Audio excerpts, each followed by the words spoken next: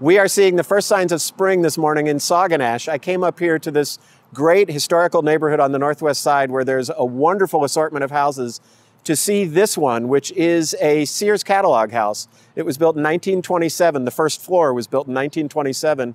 And just about 10 years ago, the current owners added the second floor, keeping the cottage look that it had, but making it a little more livable. It had been awfully small. Let's go in and see what they've done.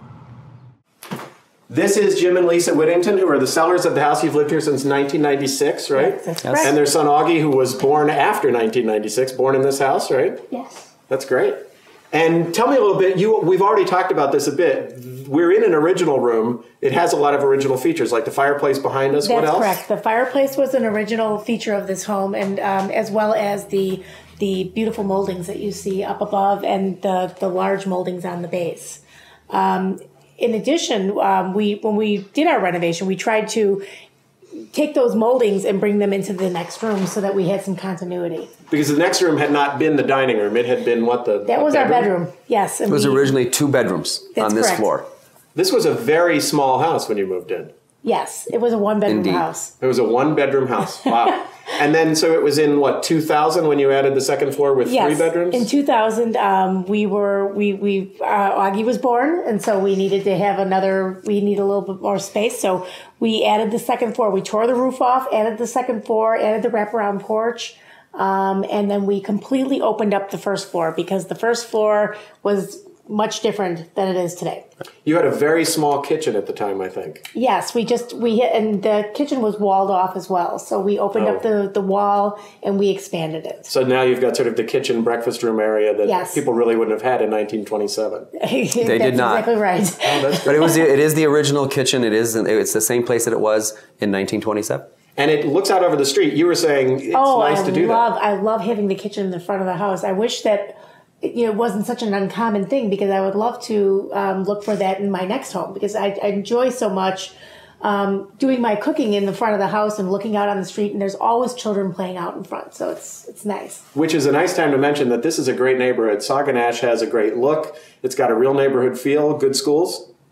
Yeah. Okay. Well, that counts as an endorsement. Yes, he goes to Sauganash school, so and it's nice because he can just walk to school. Oh, that's wonderful. And this is a very kid-friendly house. I mean, considering that this was a small house in 1927, it was on a lot and a half. It was built on a lot and a half, so it's an uncommonly large lot for such a small house that was originally built. 57.5 feet wide, is that right? That's correct. And then 150 deep. Compared to the 25 that is standard. You've got a lot of backyard. We're not looking today because it's early spring. Nothing looks great. But you also have an alley garage. You have a 2-car garage. 2.5. Correct. 2.5-car garage.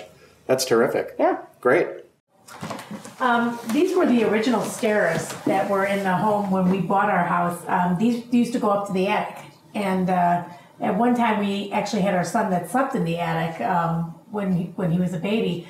These are made of knotty pine. I don't think we have any other knotty pine anywhere in the home. Yeah, you don't usually see stairs made of knotty pine, but if they were a secondary set of stairs, or if they were just going to the attic, you can see why they'd be made with lesser lumber. But now they're really sort of picturesque. Right, yes. And there was actually, this was all a wall, and then there was a door right here too, so you never saw these stairs unless you were going up to the attic. That's great, but it goes with that cottage thing you were talking about, Jim.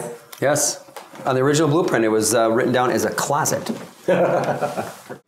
So we're in the master, which is one of 3 you built up here. You also have that nice reading nook over the stairs that I really like. Do you use that? Do you sit at the computer a lot? Yes. Good. Glad to hear it. You get the homework done on time? Good. So up here you've got 3 bedrooms. You also have some doors that were redeployed from the original house. That's correct. Originally, the bathroom on the first floor was T-shaped, and there was actually a door on either end of it. And so we were just going to get rid of those doors, and then when we came up here, I was asking Jim about some space that wasn't being used, and I said, why don't we just put the doors on there and make that into a little bit of storage space? So in a sense, you extended the original house up to the 2nd floor. That's exactly right. Carried through the wood floors. You have the original floors downstairs, new ones up here, but same sort of a look.